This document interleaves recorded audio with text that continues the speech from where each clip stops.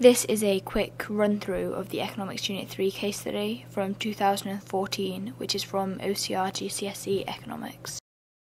The first thing that we come across in the case study is a brief introduction on UK trade, and it talks about the pattern of trade, which is who we're trading with, how much we're trading, and what sort of stuff we're trading. Then we come across the European Union. It's got there. European Union is a customs union, which means that it has free trade between its members and a common external barrier. If you want more information on a customs union, watch my Unit 3 economics video. Carrying on to the last paragraph, we talk about the 1980s when the total value of imports into the UK exceeded total value of exports, which is a balance of payments deficit. Paragraph 2 also states that the EU countries buy over 50% of our UK exports, which means that the UK's main market is now Europe, which means that industries may change to target Europeans. So say before we were targeting our products at, I don't know, Americans, we might have made different products to what we'd target at Europeans. Carrying on to the last paragraph, we talk about the 1980s when the total value of imports into the UK exceeded total value of exports, which is a balance of payments deficit. The final paragraph also talks about the expansion of globalization, which is essentially an expansion of world trade, meaning there's more competition, which is quite bad for UK local, domestic firms, because they face competition from countries who can produce much cheaper due to their higher productivity and low labour costs, and we'll come to that later. I don't know what paragraph 1 now because it's the same introduction bit, but anyway, this paragraph tells us about short-term changes having an impact on the UK's trading performance. So, for example, the value of the exchange rate, we've currently got quite a strong exchange rate, which means that our exports appear to be quite expensive whilst our imports appear cheaper, which leads to a balance of payments deficit. And we've also got, well, it depends, inflation in the UK is not too bad at the moment, but a few years ago it was quite bad, which meant that our goods were more expensive on the international market, so less of them were demanded, which was quite bad for our balance of payments. So the changes in globalisation and its massive expansion of world trade have provided opportunities for the UK economy, because it means that UK firms can export to a much... Well, I'll just hit the plant that's next to my computer. Oh well, I think it's there anyway. Yes, sorry, what was I talking about? The UK economy, yes. Firms in the UK can now sell to a much wider market, so they could boom and become multinational companies, but on the other hand they face competition from firms from a whole range of countries that can probably produce much cheaper. In the last paragraph we come across the words the UK's international competitiveness, which means how well our goods sell on the international market in terms of quality and price, essentially. Because, we can't compete on price very easily because of our high wage. We've got a minimum wage, whereas people like China, they can charge people next to nothing. So they can produce much, much cheaper, so they can supply cheaper, so we have to compete on quality.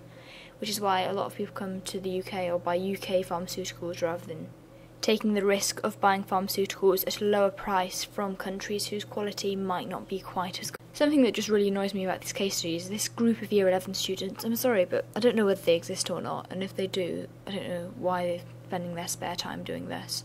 But I don't think they do exist, so why are we pretending that they exist? Why can't we just give this information? It just really annoys me. Running through this source, I suppose, just a few definitions I thought we'd give. So there's tariffs, which is a tax which is imposed on an imported good, which reduces its demand because it causes the price to rise, and when the price rises, demand falls. And then a quota, which is a physical limit on the number of goods imported. So we might have a limit of, say, 500 sharpeners that we're going to import from France, and we're not allowed to import any more, which gives the UK firms the chance to compete with their pencil sharpeners. And they are forms of protectionism, and protectionism is an action which reduces international trade. And if you want more information on that, again, see the other video. Then we come across the term single market between EU countries, and a single market is when economies can be treated as one when a firm is considering its domestic market. The EU is a single market, and we can see lots of different points about a single market on that diagram they've provided for you there.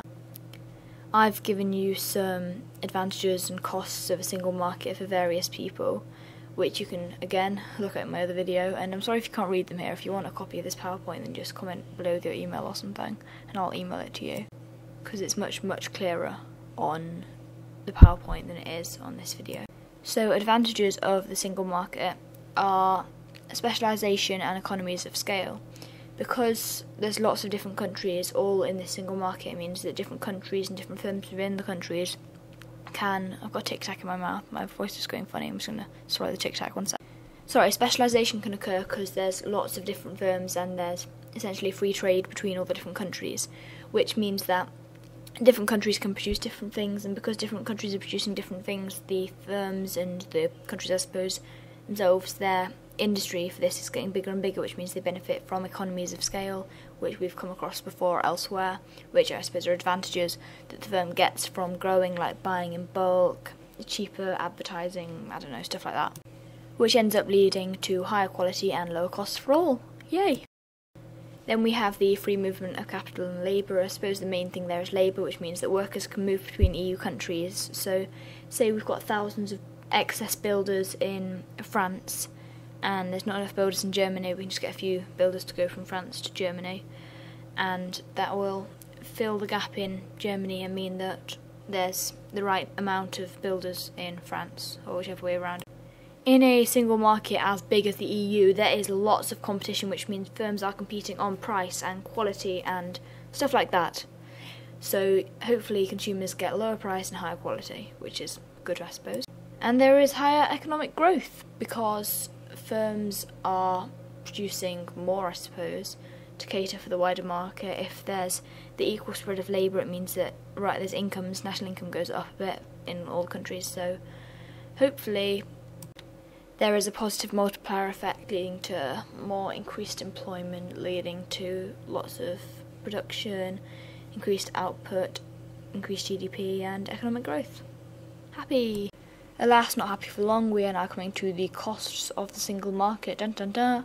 Example of this is job losses. Say in the UK Bob has a cow firm and this firm produces beef, but in France Keith has a cow firm which produces nicer beef. Bob is going to go out of business because Keith's cow firm can now sell beef to the UK, and people are going to be like, oh, Keith's beef, Keith and beef rhyme, Keith's beef is nicer, and they will buy their beef from Keith. Having too much fun here. Which means that poor Bob will go out of business, so sad times, he'll lose his job, which will lead to negative multiplier effect if there's lots of Bobs in the country. Which is sort of the next point really, because local firms are forced out of business because they can't compete on the international, well, in the single market EU scale. Poorer areas lose capital and jobs because there's free movement of labour, it means people can just get up and go and they'll go elsewhere, and if they live in a poor area they might not want to stay. So say I lived in somewhere not very nice in England, which I kind of do, and then I moved, there's no jobs here, sort of all really run down, and I saw this really nice place in France. I might get up, go to France and have a lovely time there, and that means that this area has lost me, which is obviously really tragic for the area. Would totally devastate the community. And human exploitation, not so nice. It's because if we're competing on the EU scale, it means that there are some firms that just won't be able to compete if they act legally and in a kind and generally humane manner.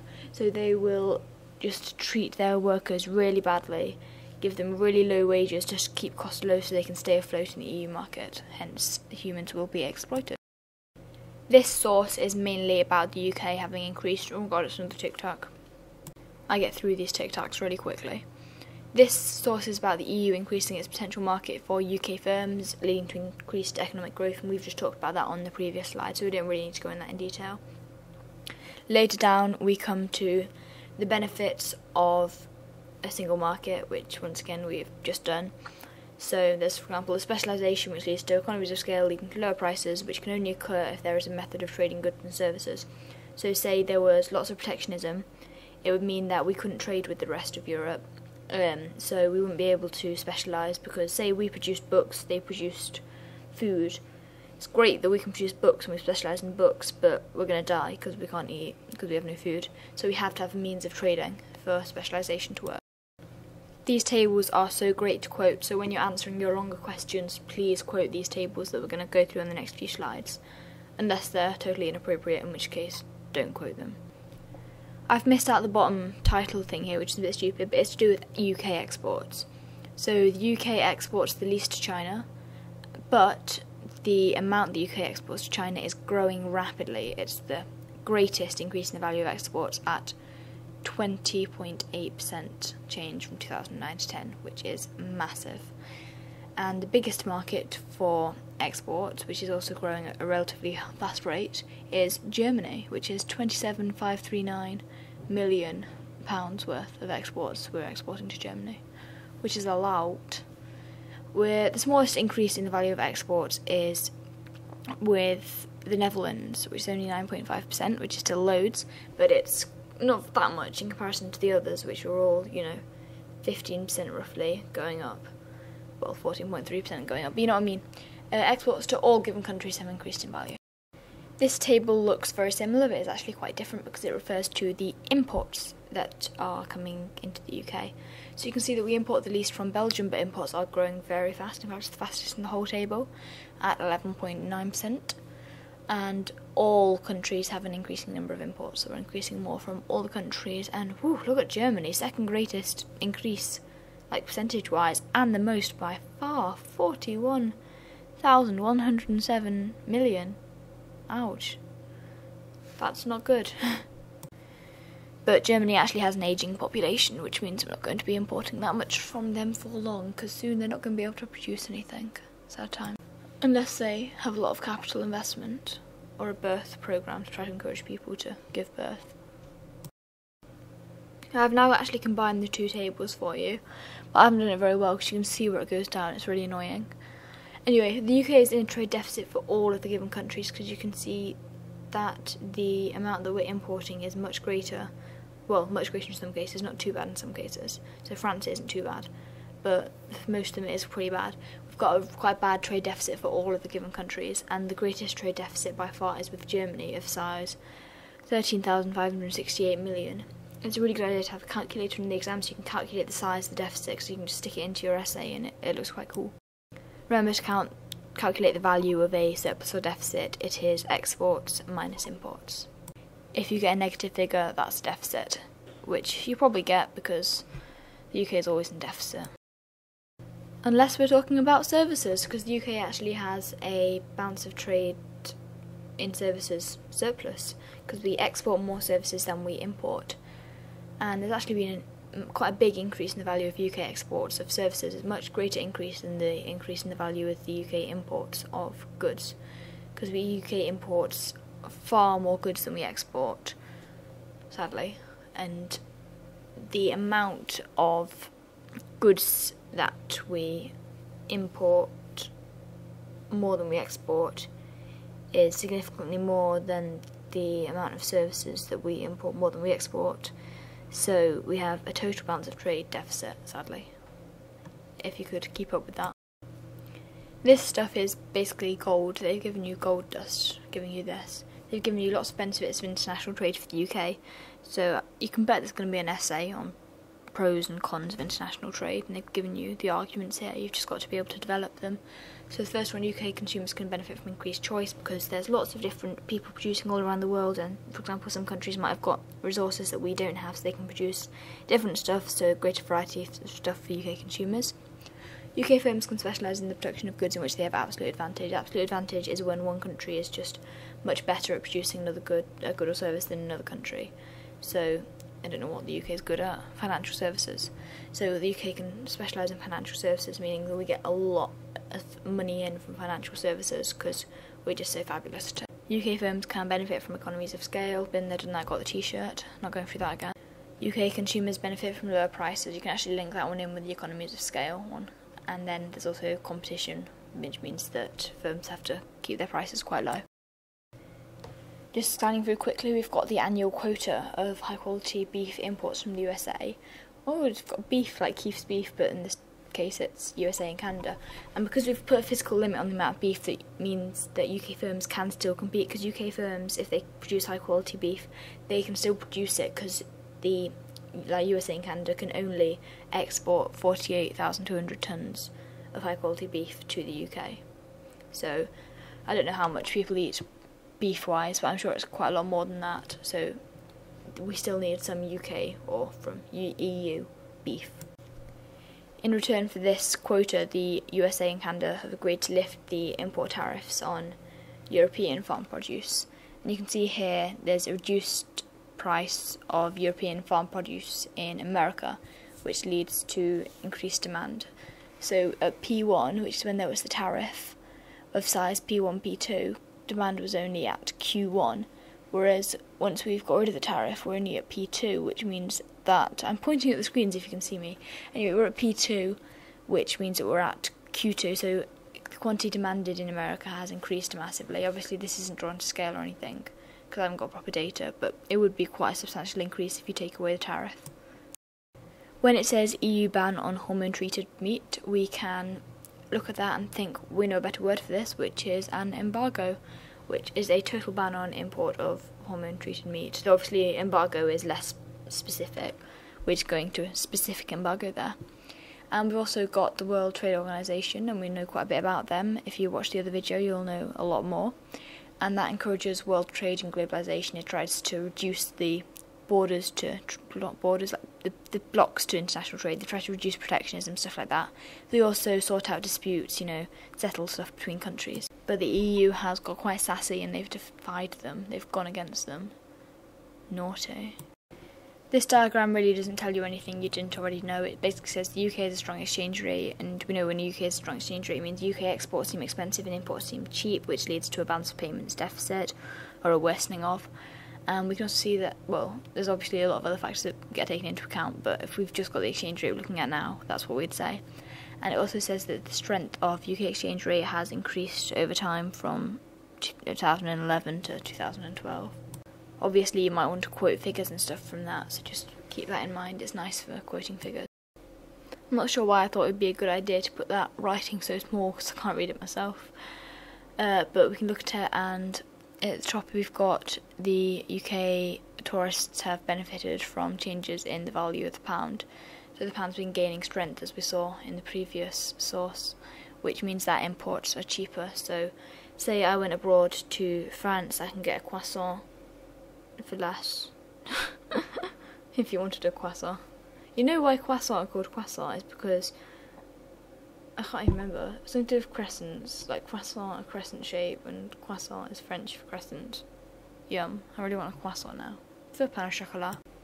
Anyway, we've got that. Another factor which has helped the pound strengthen has been the decision of the European Central Bank to cut interest rates. So when we cut interest rates, it means that bank deposits in the country with the cut interest rates become less attractive, which means that people that have deposits in that country move their money abroad, because obviously if I'm only getting 1% interest in France and 10% interest in the UK, 10% interest in the UK, what a joke.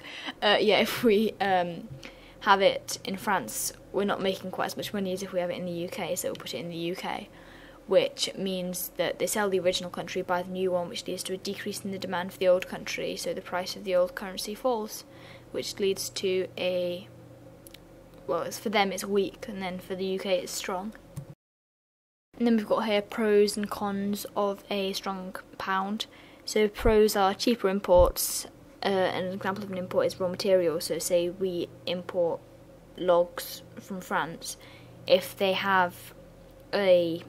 got a strong pound, those logs are quite cheap for us, so we can get them, which leads to reduced price of our own goods. And we also get cheap holidays, because I remember when we went, I've been to America a few times, and the first time I went, we had this amazing exchange rate, so I went there and everything was just so cheap. And the second time I went, the exchange rate, something horrible happened and it got really bad. So it wasn't bad, we were still slightly stronger, but it was nowhere near as strong a pound in comparison to the dollar. And we went there and everything just seemed so much more expensive. I swear the whole holiday cost a few £1,000s more. Ridiculous. I mean, the main obvious negative of a strong exchange rate is that exports become more expensive, which means we've got a lower market for exports in other countries, so that leads to a trade deficit. Sad times. Oh look, the students are back again. Yay! They found that the rate of inflation was a major factor in the competitiveness of UK exports. Okay, the rate of inflation if it's higher in our country than in other countries, our goods are more expensive and therefore less competitive on the international market. Inflation can also lead to a wage price spiral. I think it's the Unit 2 videos you need to look at if you want to know more about that. And that causes the cost of production to rise, because obviously labour costs are quite a key cost of production, which increases the price of our exports further. If we look here, the UK government has pursued economic policies aimed at reducing inflationary pressure and achieving price stability. Price stability is an acceptably low rate of inflation, approximately 2%, and if we want to achieve that, we're probably going to go for a deflationary fiscal policy, which means cutting government spending and increasing taxation, and a restrictive monetary policy, so reducing the flow of money. So that'll be a high interest rate to encourage people to put their money in the bank and save rather than spend, and we won't do quantitative easing, we'll reduce the flow of cash going into the economy. Again, more on this, it's Unit 2, the third video, I think. This is quite a boring source, but you can look at it and it's good for quoting. So we can see the UK's inflation is above target, we want 2%, here we're at about 3%. And the lowest rate of inflation is Japan even, which is below 1%, which is pretty low. But India's is really high at over 10%, like wow. You might be asked to consider why it's so high.